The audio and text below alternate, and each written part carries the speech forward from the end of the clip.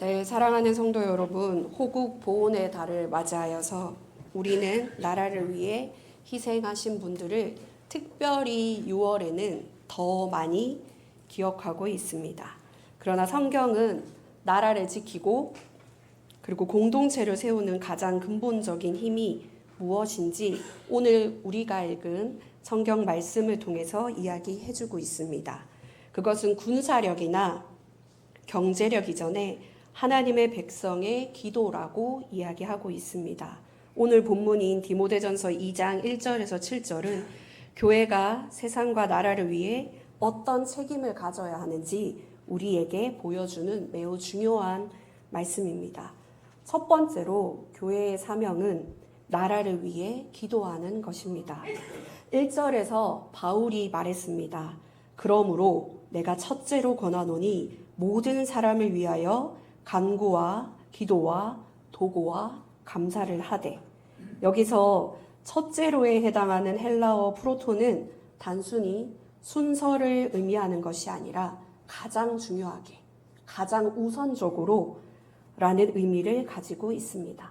바울은 교회가 무엇보다 먼저 해야 할 일을 이렇게 말했습니다. 그것은 정치적인 논쟁이나 비판이 아니라 기도가 먼저라고 이야기하고 있습니다. 또한 필요한 것을 하나님께 간절히 구하는 것이고 하나님께 예배하는 마음으로 드리는 기도가 우리가 해야 하는 일이라고 이야기하고 있습니다.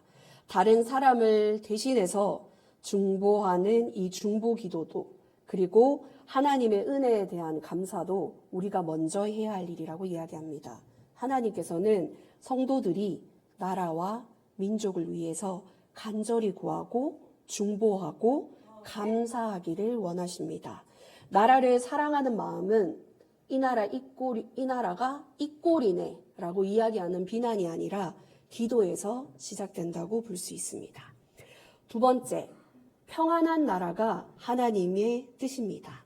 2절에서 바울은 특별히 임금들과 높은 지위에 있는 모든 사람을 위하여 하라 라고 명령하셨습니다. 이것은 권면입니다. 당시 황제는 로마의 네로였습니다. 그는 믿음이 있는 사람도 아니었고 오히려 장차 교회를 핍박하고 박해할 인물이었습니다. 그런데 왜 이 사람을 위해서 기도하라고 하셨겠습니까? 바울은 지도자를 위해 기도하라고 말했습니다. 왜냐하면 이는 우리가 모든 경건과 단정함으로 고요하고 편안한 생활을 하려 함이니라 라고 이야기했습니다. 단순히 조용한 상태로 말하는 고요한이라는 의미가 아니라 혼란과 전쟁으로부터 보호받는 안정된 상태를 말하고 있습니다. 이 고요한 상태, 편안한 상태를 너희가 받기 위하여 오늘 내적인 평화를 가지기 위해서 너희는 하나님 앞에 기도하라. 편안한 나라를 위해서 먼저 중보하라고 이야기했습니다. 하나님이 원하시는 것은 무질서나 분열이 아니라 평화입니다. 하나님은 이 땅에 질서를 이루기 위해서 평화의 왕으로 우리에게 예수 그리스도를 허락하신 분이십니다. 복음이 전파되는 사회가 하나님이 원하는 사회입니다. 나라의 안정과 평화는 단순히 내가 잘 먹고 내가 잘 살기 위해서 이루어야 하는 것이 아니라 정치적인 문제에 달려있는 것이 아니라 복음의 문제라고 우리가 집중해야 합니다. 그리고 마지막으로 하나님께서는 모든 사람이 구원받기를 원하십니다. 우리가 읽은 4절 말씀에 이렇게 되어 있습니다. 하나님은 모든 사람이 구원을 받으며 진리를 아는 데에 이르기를 원하시느니라. 이 원하신다는 말은 하나님의 적극적인 뜻과 소원을 나타냅니다. 하나님께서는 나라를 세우시고 평화를 허락하기를 원하십니다. 단지 국민이 잘 살고 잘 먹고 잘 살아서 이 나라가 강성하여지기를 원하는 것이 아니라 궁극적인 목적은 하나님의 말씀을 듣고 구원에 이르게 하는 데에 목적이 있습니다. 하나님은 예수를 믿는 자나 믿지 않는 자나 하나님의 원하심의 원뜻대로 그들이 구원받기를 원하십니다. 교회에 다니는 사람에게만 구원이 있고 다니지 않는 자에게 구원이 없다고 감히 말할 수 없는 이유가 하나님의 사랑 안에는 모두가 포함되어 있습니다. 나라가 존재하는 이유도, 교회가 존재하는 이유도 결국은 이 하나님의 구원 역사를 이룸에 있습니다. 교회는 세상을 향한 하나님의 통로입니다. 7절에서 바울은 자신을 전파자, 사도, 이방인의 스승이라고 소개했습니다. 하나님께서 바울을 먼저 세우신 것은 오늘날 교회 역사 속에서 하나님의 뜻을 전하는 사명을 바울에게 맡겼기 때문입니다. 그러나 여러분, 성경이 바울에게서만 끝나지 않고 오늘을 살고 있는 우리에게 연결되는 이유는 이 사명이 저에게 있기 때문입니다. 여러분에게 있기 때문입니다. 나라를 사랑하는 가장 성경적인 방법은 복음을 전하고 나라를 위해서 기도하고 그리고 나의 미래 세대를 믿음 안에서 세우는 것입니다. 사랑하는 성도 여러분, 우리는 흔히들 말하는 호국 보훈의 달을 보내고 있습니다. 희생하신 분들을 기억하는 것도 좋습니다.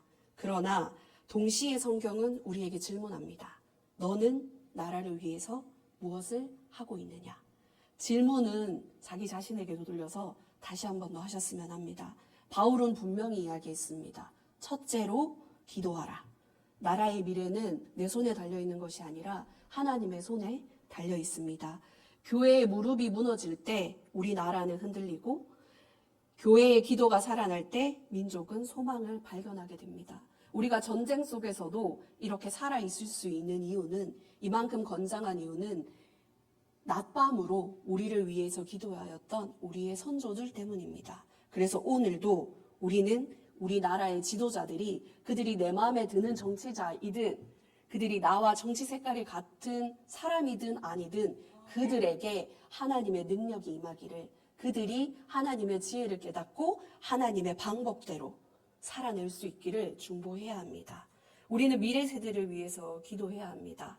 그러나 한반도의 평화와 복음화를 위한 기도도 멈출 수 없는 이유가 우리에게 맡겨주신 사명이 있기 때문입니다. 호국 보훈의 달을 보내는 우리가 나라를 사랑하는 것이 당연히 드려야 하는 마음이고, 매일매일의 기도에서 나라를 위한 기도가 빠지지 말아야 하는 이유가 저는 이 이유라고 생각합니다. 우리가 두 번째로 커넥트 예배를 드리고 있습니다. 첫 번째는 국동어린이 합창단을 불러서 우리 믿지 않는 사람들이 이 교회의 문턱을 쉽게 넘을 수 있도록 첫 번째 시도를 했고요. 두 번째는 호국 보훈의 달을 맞아서 전쟁의 시간을 거치면서 어떻게 신앙을 이어오셨는지 그분과 함께 연결되는 이야기를 드리려고 합니다. 커넥트 예배는 또 세 번째, 네 번째, 다섯 번째 계속해서 이어질 예정입니다.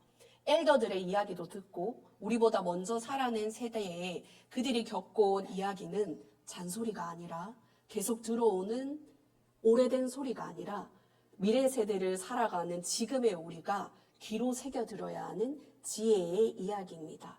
그래서 누군가의 간증이 지금 이 시간에 무슨 소용이 있느냐라고 생각하실 수도 있지만 귀를 여시고 마음의 문을 여시고 모든 소리를 귀담아 들어주시기를 간절히 소원합니다.